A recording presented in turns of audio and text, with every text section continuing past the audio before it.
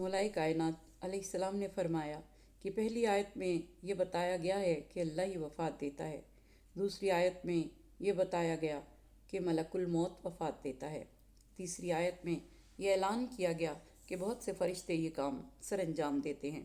امام علیہ السلام نے فرمایا کہ بنیادی طور پر موت و حیات خدا کے ہاتھ میں ہے، پھر اس نے موت کا پورا محکمہ تشکیل دیا ہے جس کا انچارج ملک الموت کو مقرر کیا ہے، اور اس کی مدد کے لیے بہت سے فرشتے مقرر کیے ہیں، لہٰذا آیات میں کوئی تضاد نہیں۔ اور پھر آیت نمبر 43 میں ارشاد قدرت ہوا کہ کیا انہوں نے اللہ کے سوا اوروں کو اپنا شفیع بنا لیا ہے؟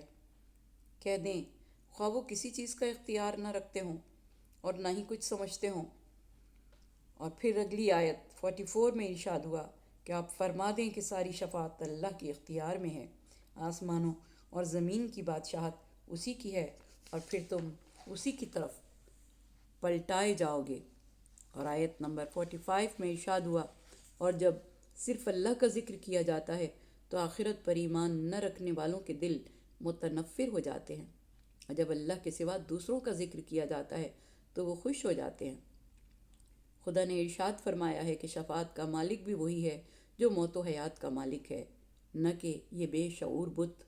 بتوں کی عبادت کے بارے میں بت پرستوں کے مشہور بہانوں میں سے ایک یہ تھا کہ ہم تو ان کی پرستش اس لیے کرتے ہیں کہ اللہ کے ہاں یہ ہمارے شفیع ہوں گے۔ شفاعت کرنے والے کے لیے ضروری ہے کہ فہم و شعور و ادراک کی بلندیوں پر ہو، وہ صاحب قدرت، صاحب حکم عظیم اور عظیم مالکیت رکھتا ہو۔ اسی لیے آیت کے آخر میں ان کے جواب میں فرمایا گیا کہ آپ ان سے کہہ دیں کہ کیا ان سے شفاعت طلب کرتے ہو جو کسی بھی چیز کے مالک نہ ہوں، یہاں تک کہ کچھ ادراک و شعور بھی نہ رکھتے ہوں۔ اس کو شفیع بناؤ جو کائنات کا مالک ہے۔ شفاعت کا حق کسی کو نہیں، صرف اس مالک کی کائنات کو یہ حق حاصل ہے کہ وہ جس کو چاہے اسی کی شفاعت قبول کرے۔ اس کا فرمان ہے سورہ بقرہ آیت نمبر 255، کون ہے جو اس کی اجازت کے بغیر شفاعت کرے؟ یعنی اس کے اذن کے بغیر اس کے غیر سے شفاعت طلب نہیں کی جا سکتی۔ پھر ارشاد ہوا، پھر تم اسی کی طرف پلٹائے جاؤ گے۔ یہ جملہ اس طرف اشارہ ہے کہ دنیا اور آخرت میں شفاعت کا اختیار خدا ہی کو ہے، شفاعت اسی کے ساتھ مخصوص ہے۔ مکی صورتوں کی یہ خصوصیت ہے کہ خدا مشرکین اور توحید کے منکروں کا بار بار ذکر کرتا ہے اور فرماتا ہے کہ جس وقت خدائے یکتا و یگانہ کا نام لیا جائے تو ان لوگوں کے دل جو آخرت پر ایمان نہیں رکھتے متنفر ہو جاتے ہیں، لیکن جب ان کے بنائے ہوئے معبودوں کا ذکر ہوتا ہے تو یہ مسرور اور خوش ہو جاتے ہیں۔ سورہ بنی اسرائیل کی آیت نمبر 46 میں ارشاد رب العزت ہے کہ جس وقت آپ اپنے پروردگار کا قرآن میں وحدانیت کے ساتھ ذکر کرتے ہیں تو وہ پیٹھ پھیر کر بھاگ کھڑے ہوتے ہیں۔ اور پھر سورہ نوح کی آیت نمبر 7 میں خدا کے عظیم پیغمبر حضرت نوح علیہ السلام اس قسم کے جاہلوں کی بارگاہ خداوندی میں شکایت کرتے ہوئے کہتے ہیں کہ خداوندہ، جب بھی میں نے انہیں دعوت دی کہ وہ تیری بارگاہ میں آئیں تاکہ تو انہیں بخش دے تو انہوں نے اپنی انگلیاں اپنے کانوں میں ٹھونس لیں، اپنے سر اور چہرے کو کپڑے سے ڈھانپ لیا تاکہ وہ میری آواز نہ سن سکیں، اور انہوں نے گمراہی کی راہ میں اصرار کیا اور بہت شدت کے ساتھ تکبر اور استکبار کیا۔ یہ آیت آل محمد کے مخالفین کے لیے نازل ہوئی۔ آیت نمبر 46 میں ارشاد ہوا کہ کہہ دو خداوند ہی تو ہے جو زمین و آسمان کو خلق کرنے والا ہے، یعنی پیدا کرنے والا ہے، پنہاں اور آشکارا بھیدوں کو جاننے والا۔ خدایا، تو ہی اپنے بندوں کے درمیان فیصلہ کرے گا ان باتوں کا جن میں یہ اختلاف کیا کرتے ہیں۔ جب گفتگو یہاں تک پہنچ جاتی ہے کہ یہ ہٹ دھرم، مغرور اور جاہل خدائے واحد کا نام سننے کے بھی روادار نہیں، تو اللہ اپنے حبیب کو حکم دیتا ہے کہ ان سے منہ پھیر لیں، اپنے پروردگار کی بارگاہ کی طرف رجوع فرمائیں، اس کی بارگاہ میں اس گروہ کی شکایت کریں تاکہ آپ کے غمزدہ دل کو آرام اور سکون ملے۔ قیامت کا دن ہی اختلافات کے اٹھ جانے کا دن ہے۔ اس دن حاکم مطلق تیری ہی ذات ہے، تو ہی سب چیزوں کا خالق ہے، تو ان کے اسرار سے بھی آگاہ ہے۔ وہاں تیرے فیصلے سے اختلافات ختم ہو جائیں گے اور یہ ہٹ دھرم اپنی غلطی کو سمجھ لیں گے، پھر ارشاد قدرت ہوا کہ اگر ظالم ان تمام چیزوں کے مالک ہو جائیں جو روئے زمین پر ہیں اور اتنا ہی ان کے پاس اور بھی ہو، تو وہ یوم قیامت کے عذاب سے رہائی حاصل کرنے کے لیے ان سب کو قربان کرنے کے لیے تیار ہو جائیں گے۔ اس دن ایسے امور ظاہر ہوں گے جن کا وہ گمان بھی نہیں کرتے تھے۔ آیت نمبر 47۔ اور اس دن وہ برے اعمال جنہیں وہ انجام دیا کرتے تھے ان کے لیے ظاہر ہو جائیں گے، اور جس چیز کا وہ مذاق اڑایا کرتے تھے وہی انہیں آ کر گھیر لے گی۔ آیت نمبر 48۔ قیامت کا عذاب بہت سنگین ہوگا۔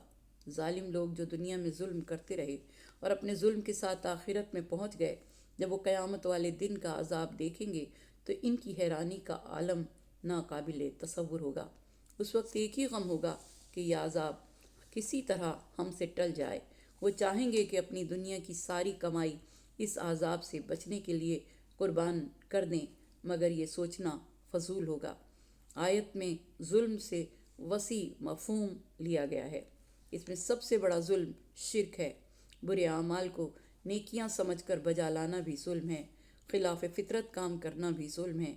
خدا کے ہر فرمان کی خلاف ورزی ظلم ہے۔ نافرمان دنیا اور آخرت میں عذاب کے مستحق ہیں۔ آخرت کو ایک عظیم حقیقت کا نام دیا گیا ہے۔ یہ وہ حقیقت ہے کہ جس نے ذرہ بھر بھی نیکی کی ہوگی تو وہ اس کا اجر دیکھے گا، اور جس نے ذرہ برابر برائی کی ہوگی تو اس کا عذاب دیکھے گا۔ اور خدا کی طرف سے ایسے امور ظاہر ہوں گے جن کا وہ گمان بھی نہیں کرتے تھے۔ قیامت ایک راز و رموز کا دن ہے۔ خدا کے علاوہ اس کی حقیقت کا کسی کو علم نہیں، صرف اتنا ہی علم ہے جتنا کہ اس نے اپنی آیات کے ذریعے عطا فرمایا۔ دنیا اور آخرت کا موازنہ کریں تو دنیا میں بعض چیزوں پر خدا نے پردہ ڈالا ہوا ہے۔ بہت سی چیزیں ہماری نگاہوں سے اوجھل ہیں، ہم نہیں جانتے کہ ان کا نتیجہ کیا ہوگا۔ مثلاً دنیا میں رسول اللہ صلی اللہ علیہ وآلہ وسلم کا انکار، ان کا مذاق اڑانا، ان کی توہین کرنا، ان پر ظلم و ستم کرنا، یہ وہ اعمال ہیں جن پر کیا سزا ملے گی سوائے خدا کے کوئی نہیں جانتا۔ لیکن جب یہی لوگ قیامت میں میدان حشر میں پہنچیں گے، ان کو ایسی خوفناک چیزیں عذاب میں ملیں گی جو ان کے وہم و گمان میں بھی نہ ہوں گی۔ گویا قیامت میں ہر عمل مجسم ہو کر آئے گا۔ نیک اعمال حسین صورت میں اور برے اعمال خوفناک صورت میں ظاہر ہوں گے۔ نیکوکار اپنی نیکیوں کی صورت دیکھ کر کہیں گے کہ یہ ہمارے نیک اعمال کا نتیجہ ہے، اور اسی طرح اگر کسی شخص نے کسی کو قتل کیا ہے تو اس بدی کے نتیجے میں اس کے گلے میں توق، پاؤں میں زنجیریں ہوں گی، تو برائی مجسم ہو کر توق اور زنجیروں کی صورت میں ظاہر ہوگی۔ یہی اس آیت میں ارشاد قدرت ہے کہ جن برے اعمال کو تم انجام دیتے ہو وہ ظاہر ہو جائیں گے، یعنی ان کی سزائیں ان کے سامنے آ جائیں گی اور ان کو گھیر لیں گی۔ اور پھر آیت نمبر 49 میں ارشاد ہوا کہ جب انسان کو کوئی نقصان پہنچتا ہے تو ہمیں پکارتا ہے، پھر جب ہم اسے نعمت دے دیتے ہیں تو کہتا ہے کہ یہ نعمت تو مجھے میرے علم کی وجہ سے حاصل ہوئی ہے، بلکہ یہ تو خدا کی جانب سے ان کی آزمائش کا ذریعہ ہے۔ لیکن ان میں سے اکثر نہیں جانتے۔ انسانی فطرت عموماً یہ ہے کہ جب انسان کو کوئی رنج پہنچتا ہے تو وہ اپنی تکلیف دور کرنے کے لیے، فقر و مصیبت کو ٹالنے کے لیے خدا کو پکارتے ہیں۔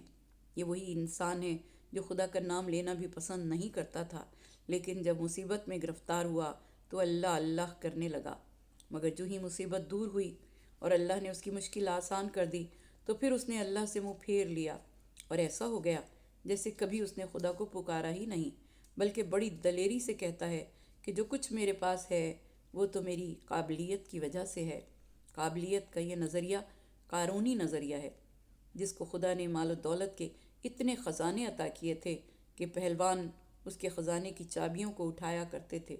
جب قارون نے خدا کی نعمتوں کا غلط استعمال شروع کیا اور معاشرے میں فساد برپا کرنے لگا تو خدا نے اپنے پیغمبر کے ذریعے پیغام دیا کہ اے قارون، تو اس طرح احسان کر جس طرح خدا نے تجھ پر احسان کیا۔ اس وقت قارون نے جواب دیا کہ جو کچھ میرے پاس ہے وہ تو میرے علم کی وجہ سے ہے۔ قارون ماہر کیمیاگر تھا، سونا بنانا جانتا تھا، اور اس نے اس کو اپنے علم پر زور دیتے ہوئے حاصل کیا اور ہر طرف دولت کے انبار لگا لیے، اسے اپنے علم پر ناز تھا، جبکہ یہ سب عطائے رب تھی، کیونکہ یہ علم و دانش رب رحیم نے عطا فرمائی۔ اس نے آنکھیں دیں تو پڑھا، اس نے کان دیے تو سبق سنا، اس علم کو ہاتھوں سے لکھا جو خدا نے عطا کیے، اس نے پیر دیے جن سے چل کر علم حاصل کرنے پہنچا، مطالب اس کی عطا کی ہوئی زبان سے بیان ہوئے، ذہن سے علم کو محفوظ رکھا جو خدا نے عطا کیا، اسے استعمال کیا، جبکہ انسان میں اتنی قدرت بھی نہیں کہ ایک سانس کا بھی مالک بن سکے۔ بندوں کے پاس جو کچھ بھی ہے سب اسی کی عطا ہے۔ وہ خدا نعمتوں کو عطا کر کے اور کبھی محروم کر کے آزماتا ہے کہ دیکھوں کیا مصیبت کے وقت، مایوسی کے وقت اور نعمت حاصل ہونے کے بعد کیا یہ انسان مغرور ہو جاتا ہے۔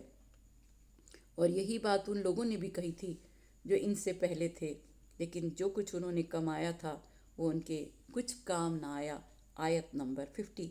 قارون جیسے مغرور افراد اپنی دولت کو اپنی لیاقت و قابلیت کی پیداوار سمجھتے تھے، ان پر خدا کی جو نعمتیں تھیں انہیں وہ بھلا چکے تھے، لیکن تاریخ اس بات کی نشاندہی کرتی ہے کہ جس وقت خدا نے انہیں اور ان کے خزانوں کو زمین میں دھنسا دیا، نیست و نابود کر دیا، تو کوئی بھی ان کی مدد کرنے والا نہیں تھا۔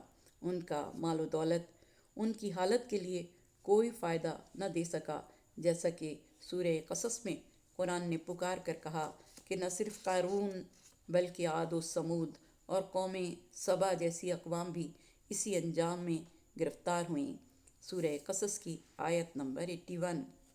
اور پھر اس کے بعد ارشاد قدرت ہوا کہ پس ان کے برے اعمال ان کے آگے آئے، اور اہل مکہ کے ان ظالموں کا گروہ بھی اپنے کیے ہوئے برے اعمال میں بہت جلد گرفتار ہو جائے گا۔ وہ ہرگز عذاب الہی کے چنگل سے نہیں نکل سکیں گے۔ آیت نمبر 51۔ جن اقوام پر عذاب کا ذکر خدا نے کیا ہے ان میں سے سب عذاب الہی کی کسی ایک قسم، طوفان، سیلاب، زلزلہ یا آسمانی آواز میں گرفتار ہوئے اور تباہ و برباد ہو گئے۔ مزید ارشاد ہوا کہ یہ انجام انہی میں سے منحصر نہیں تھا، بلکہ مکے کی یہ ظالمین و مشرکین بھی بہت جلد اپنے برے اعمال کا برا نتیجہ دیکھ لیں گے۔ یہ ظالم لوگ ہرگز عذاب الہی کے چنگل سے بھاگ نہیں سکیں گے۔ حیات القلوب میں روایت ہے کہ جب عرب کے بہت سے قبیلوں نے آپس میں یہ اتفاق کیا کہ حضور اکرم صلی اللہ علیہ وآلہ وسلم اور آپ پر ایمان لانے والوں کو ایذائے شدید دی جائے اور ظلم کا بازار گرم ہو گیا، تو حضور اکرم صلی اللہ علیہ وآلہ وسلم نے بد دعا کی، خداوندہ قبائل مضر پر سخت عذاب نازل فرما، ان پر قحط پیدا کر دے، جیسا کہ جناب یوسف علیہ السلام کے زمانے میں ہوا تھا۔ اس کے بعد 7 سال تک ان کے شہروں میں بارش نہیں ہوئی، مدینے میں قحط رونما ہوا۔ ایک اعرابی حضور اکرم صلی اللہ علیہ وآلہ وسلم کی خدمت میں آیا اور فریاد کی کہ ہمارے درخت خشک ہو گئے، گھاس اگنا بند ہو گئی، حیوانوں کے تھنوں میں دودھ باقی نہیں رہا، بچے بھوکے ہیں، ہمارے جانور بھوک سے ہلاک ہو گئے ہیں۔ اس وقت حضور اکرم صلی اللہ علیہ وآلہ وسلم منبر پر تشریف لے گئے، خدا کی حمد و ثنا کی اور بارش کی دعا کی، اور اسی وقت پروردگار دو عالم نے ابر کرم کو برسایا۔ خدا ان ظالموں کو دنیاوی اور اخروی دونوں عذاب میں مبتلا فرمائے گا جو کہتے تھے کہ ہماری نعمتیں خود ہمارے علم اور محنت کے سبب ہیں۔ قرآن ان سے کہتا ہے کہ گزرے ہوئے لوگوں کی تاریخ پڑھو اور دیکھو، یہی بات دوسرے لوگوں نے بھی کہی تھی، وہ کیسے کیسے مصائب اور عذاب میں گرفتار ہوئے۔ یہ ایک تاریخی جواب ہے، کیونکہ وہ بستیاں مکے کے قریب ہی تھیں۔ ان کے کھنڈرات دعوت دیتے تھے کہ دیکھو مجھے جو دیدۂ عبرت نگاہ ہو۔ اور پھر اگلی آیت میں ارشاد ہوتا ہے کہ کیا انہیں معلوم نہیں ہے کہ خدا جس شخص کے لیے چاہے روزی وسیع یا تنگ کر دیتا ہے۔ اس میں ان لوگوں کے لیے جو ایمان لائے ہیں آیات اور نشانیاں ہیں۔ آیت نمبر 52۔ کتنے ہی اہل اور لائق افراد ہیں جو مال و دولت سے محروم انتہائی غریبی کی زندگی گزار رہے ہیں اور گوشہ نشین ہیں، اور کتنے ہی ایسے کمزور اور ناتواں اور کم علم ہیں جو ہر لحاظ سے نعمتوں سے بہرہ مند ہیں۔ اگر ساری کی ساری مادی کامیابیاں خود انسان کی اپنی محنت اور کوشش، لیاقت اور قابلیت کی وجہ سے انہیں حاصل ہوتی تو پھر ہمیں یہ نظر نہیں آتا۔